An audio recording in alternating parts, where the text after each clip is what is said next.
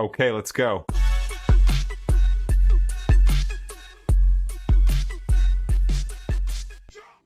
Vítajte na mojom kanáli Elektrojazdec.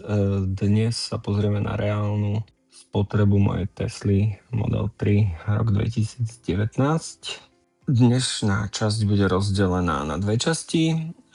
Najskôr rýchle zhrnutie a jednoduché vysvetlenie pre tých, ktorí sa ponáhľajú a nemajú čas sledovať dlhé videá, a potom pomalšie a detálnejšie rozobratie spotreby. Takže poďme na to, poďme na reálne čísla a žiadne internetové tabuľky a prepočty. Za celý rok som spravil 16 866 km a celkovo som spotreboval 4492 kWh elektriky. To sú kompletné údaje zo štatistík auta. Priemernú spotrebu počítam tak, že celkovú spotrebu vydelím počtom kilometrov a vynásobím stovkou, čo vyjde následovne. A to je reálna spotreba vrátane zimy, strát pri nabíjaní a krátkych jazdách. No, dôležité sú tam tie straty pri nabíjaní, ale to uvidíte pri tom dlhšom videu. Teraz poďme na náklady. Celkovej spotreby som 4352 kWh nabíjal doma alebo na bežných nabíjačkách, kde som počítal cenu 17 centov za kWh, čo vychádza pri tarife D2 od ZSE plus minus, a je to trošku zaokrúhlené, takže sa to lepšie počítalo. Prepočet je jednoduchý. Toto je suma, ktorú som zaplatil za väčšinu jazdenia počas roka. Na superchargeroch som nabíjal len 140 kW, cena je vyššia, vychádza 0,40 eur za kWh. Prepočet vyzerá takto. A keď tieto dve sumy spojím, dostanem celkové ročné náklady na elektriku, čo je táto suma. A ako je cena za 1 km? Celkové náklady vydelím celkovým nájazdom, to znamená takto, čo znamená, že jazdím za necelých 5 centov na kilometr. Toto bola tá rýchlejšia časť s hlavnými číslami. Teraz tí, čo máte čas, sa v kľude usaďte, vyložte si nohy a poďte pozrieť dopodrobná, ako to vyzerá. Tí, ktorí končíte, poprosím vás lajčík, zdieľanie. Ďakujem, ostatní pokračujeme. Dámy a páni, vítajte na mojom kanáli Elektrojazdec v dlhšej dobe. Času je málo. Prešiel presne rok, aj nejakých pár dní, čo som sa stal majiteľom Tesla Model 3, a dosť často otázka, ktorú dostávam, je, že aká je v podstate skutočná spotreba auta ako takého. Ja tým, že nabíjam doma v garáži, tak to viem úplne presne, aj so stratami, aj so všetkým, vlastne čo ma to stojí, a dnes vám to skúsim nejako priblížiť, že ako to vyzerá u mňa. Ja, čo som v podstate si spracoval, tak mám to vytiahnuté v tabuľke. Tesla má jednu obrovskú výhodu, a to je tá, že vy si dokážete vlastne v telefóne v aplikácii v rámci štatistik, viete, ja to nedám nahrávať obrazovku, tu už to vidíte, vám Tesla krásne zobrazuje celý rok, ale ako vidíte, je to od februára 25 do januára 26. Čiže toto je v podstate rok ako taký, ktorý tam máte presne daný na ten interval, kedy si to pozeráte. Keď to chcete, aby vám to ukazovalo po mesiacoch, tak si hodíte mesiace a pekne až sa dostanete na začiatok toho, kedy ste si auto kúpili. V mojom prípade je to strašne pomaly. Neviem, či je to telefónom alebo čím, ale ja to určite zrýchlim. 7.11.24. Tým pádom pre mňa bude končiť rok 7.12. 7.11.20. Čiže tu máme jednotlivé mesiace. Tuto ako vidíte 11. mesiac 24 a máte v podstate napísané, koľko som v tom mesiaci odobral kilovatov. Máme tu to vľavo hore. Tu máme to rozdelené, ten spodok do toho nabíjania doma, nabíjanie v práci, nabíjania na superchargery a iné nabíjania. Ako vidíte na tom grafe, tak je to tam aj farebne označené, že modré je nabíjanie doma, červené je nabíjanie supercharger, šedá farba je nabíjanie inde. To sú väčšinou nabíjačky, čo idem na chatu, majú tam elektriku, nabíjam sa, idem do sauny, kde mám možnosť sa nabíjať, tak takisto využívam tieto možnosti. Ja to mám v štatistike spravené tak, že mám aj iné nabíjania nejako nacenené. Normálne mi ich zaratáva do celkovej spotreby a s tým budem aj počítať. Ako keby som to platil, ak by niekto mal záujem, že chce to vedieť. Bez toho, myslím si, že to bude jeden vzorec, ktorý bude oslobodený, keďže som to rozdelil úplne do detailu. Že aké je čo, ale ako vidíte toto na tom grafe, tak sú tam náklady za kilowatt. Náklady za kilowatt doma mám 17 centov. Náklady na supercharger, ten sa prepočítava automaticky v tom danom momente, kedy ste na ňom boli. To znamená vtedy, keď som ja bol tankovať na supercharger, tak stal kilowatt 40 centov. Ako vidíte, tie ostatné prácu mám 0, v práci nenabíjam. Mám 17 centov takisto, ako keby som to nabíjal doma.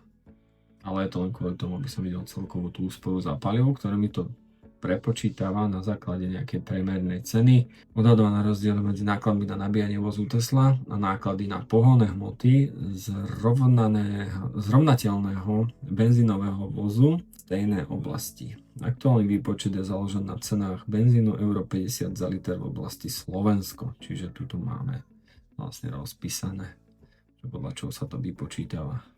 11. mesiac, 402 kW, čo som zapísal aj do tej tabuľky. Tuto vidíte, že 257 kW som minul doma, 34 som minul na superchargeroch, inde som minul 111 kW. Tak to som si to prepísal podľa tých jednotlivých mesiacov do tabuľky, aby sa nám s tým lepšie pracovalo. Si to tak v rýchlosti preberá. Myslím, že kvôli jednému kW to predávať nebudem. Takže k 11. mesiacu 25 som si všetko takto prepísal a môžeme ísť na to, nejak na to pozrieť bližšie. 4, prvé nabíjanie 5, 6, 7, takže do 7. 11. 25 začneme s potom. Ukončíme. Pri tom dátume 6. nakoľko 7. som nenabíjal, nabíjal som až 8. Ale to vidíte. To si môžeme stopnúť. Fajn. Čiže údaje máme stiahnuté, mám to aj nahraté, ako som ich stiahol. Fotky z Teslackej. Budete vidieť. Poďme k tomu, že čo sa tam vlastne dočítame.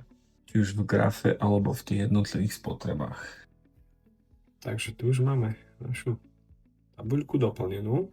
Údaje, ktoré sme si ukázali na prvom slajde, na údaje z Tesly. Tu máme, ako som povedal, skutočná spotreba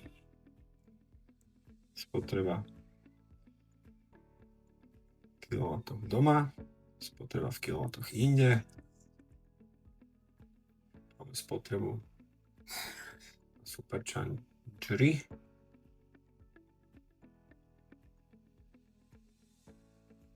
áno, v podstate ešte jeden dôležitý údaj, že myslím si, že kilowatty inde zarátava do nich aj supercharger, čiže tuto som si ešte zvlášť odpočítal supercharger. Takže kilowatty inde sú vlastne tento výsledok minus 34, to má byť 111. Takto som to vlastne nápadol do tabuľky a tabuľka nám vypočítala nasledovné parametre. 4492 je vlastne vypočítaná skutočná spotreba z Tesly.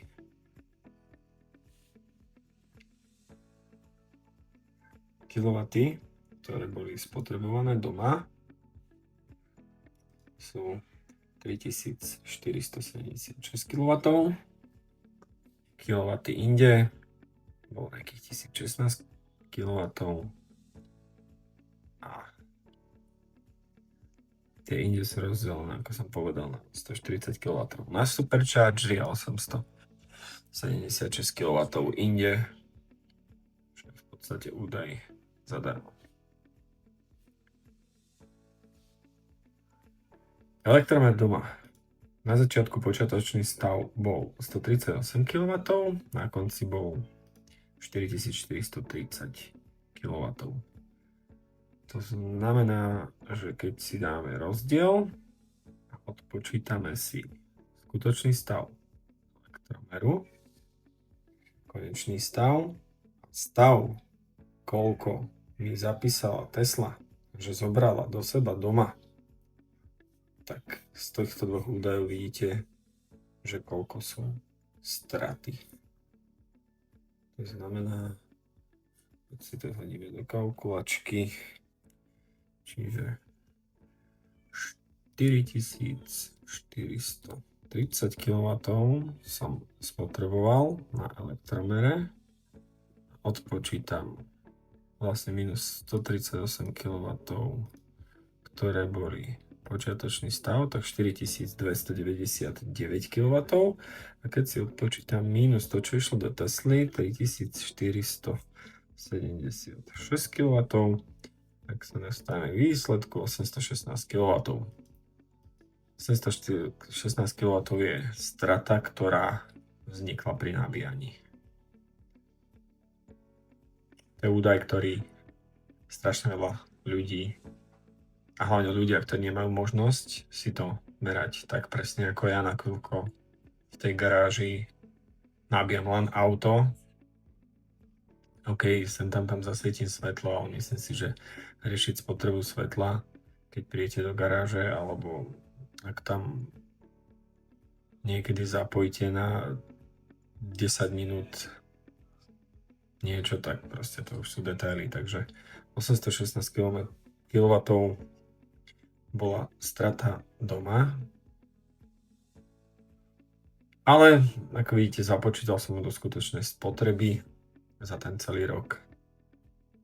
Takže z týchto všetkých údajov potrebujeme ešte dôležité údaje, a to sú počiatočný stav kilometrov 98 665, konečný, keď som robil vlastne 7. ten odpočet a koľko kilometrov som vlastne na ten rok najazdil. Keď som to všetko nahádzal do kalkulačky a popočítal, tak mi vyšlo, že za rok som minul 785 eur aj s tými stratami, čo keď rozdielme na drobné, tak vychádza, že ma kilometr vychádza 0,047 kilometr. Keď to dáme krát 100, tak vlastne jazdím za 4,70. V prípade, že z týchto údajov niekto vypočíta niečo iné, budem veľmi rád, ak ma opraví a povie, kde som spravil chybu, alebo čo som mal započítať, že ináč, alebo nemal ináč, ale každopádne za mňa to vyšlo následovne. Takže takto nejako vyzerá spotreba elektromobilu v reálnom živote a nie na papieri. Každodenné jazdenie mi ukazuje, že elektromobilita nie je o kompromisoch, ale o zmene prístupu. Čím dlhšie s elektromobilom jazdím, tým viac oceňujem pokoj za volantom, jednoduchosť nabíjania, to, že nemusím riešiť veci, ktoré som pri bežných spálovakoch riešiť musel. Tento kanál je hlavne o reálnych skúsenostiach, takže ak vás baví pozerať sa na elektromobilitu bez prikrášľovania, tak ste to správne. Ďakujem, že sledujete kanál Elektrojazdec a vidíme sa pri ďalšej jazde. Dovidenia.